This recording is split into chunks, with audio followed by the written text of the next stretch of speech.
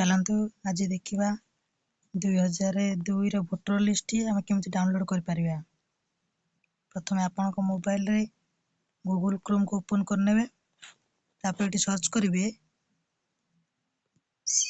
CEO Odisha. ଦେଖନ୍ତୁ ଆସିଗଲା। ବର୍ତ୍ତମାନ ଆପଣ ତଳକୁ ସ୍କ୍ରଲ୍ କରିବେ। ଏଠି ଦେଖନ୍ତୁ ଲେଖା ହେଇଛି ଗୋଟେ ଭ୍ୟୁ ଇଲେକ୍ଟ୍ରାଲ ରୋଲ୍, ତାରି ଉପରେ କ୍ଲିକ୍ କରିନେବେ। କ୍ଲିକ୍ କଲା ପରେ ଆପଣଙ୍କୁ ଏମିତି ସ୍କ୍ରିନରେ ଦେଖେଇବ।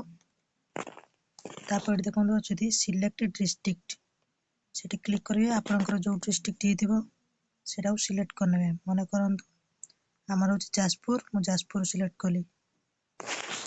ତାପରେ ସିଲେକ୍ଟ କରିବେ ଆପଣଙ୍କର ଏଠି ସିଲେକ୍ଟ ଏସି ଯୋଉଟା ଲେଖା ହେଇଛି, ସେଠି ଆପଣଙ୍କର କ'ଣ ଆସେମ୍ବଲି କ'ଣ ହେଲା କି ସେଇଟା ସିଲେକ୍ଟ କରିନେବେ। ମନେକର ମୁଁ ଏଠି ଦେଇଦେଲି ଧର୍ମଶାଳା ଦେଇଦେଲି। ତାପରେ ଏଠି ଆପଣଙ୍କୁ ଦେଖ ବୁଥ୍ ସିଲେକ୍ଟ କରିବେ। ବୁଥ୍ ଆପଣଙ୍କର ଯୋଉ ବୁଥ୍ ହେଇଥିବ ସେଇ ବୁଥ୍କୁ ସିଲେକ୍ଟ କରିନେବେ।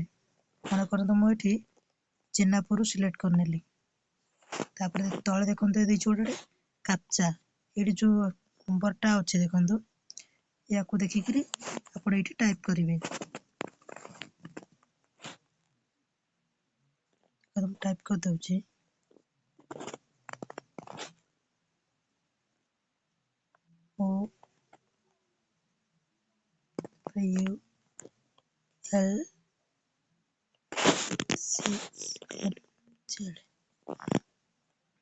ଦେଖନ୍ତୁ ଏଣ୍ଟର କରିଦେଲେ। ତାପରେ ଏଠି କହିବେ ଏଣ୍ଟର। ତାପରେ ଦେଖନ୍ତୁ ଏଠି ଗୋଟେ ଦେଖେଇଲା କ୍ଲିକ୍ ହିଅର୍ ଟୁ ଭ୍ୟୁ। ତାପରେ ଏଥିରେ ଆପଣ କ୍ଲିକ୍ କରିନେବେ। ସେ ଗୋଟେ ନୂଆ ପେଜ୍ ଖୋଲିଯିବ। ଏଇଠି ଆପଣଙ୍କର ସବୁ ଡିଟେଲ୍ସ ଦେଖେଇଦେବ। ଦେଖନ୍ତୁ ଏଠି ଫାଷ୍ଟ ଦେଖାଉଛି ଭାଗ ସଂଖ୍ୟା 2, ନିର୍ବାଚନ ମଣ୍ଡଳୀ ଦେଖେଇଛି ଧର୍ମଶାଳା ଆପଣଙ୍କର। ତାପରେ ଏଇଠି ଆପଣ ଦେଖିବ ବୁଥ୍ ନମ୍ବର କେତେ ବୁଥ୍। ତାପରେ ଏଠି ଆପଣଙ୍କର ଡିଟେଲ୍ସ ସବୁ ବାହାରିଯିବ। ଆପଣ ଯାହାର ବି ଦେଖିବାକୁ ଚାହୁଁଛନ୍ତି ଏମିତି ଦେଖିପାରିବେ। ଭିଡ଼ିଓ ଭଲ ଲାଗିଥିଲେ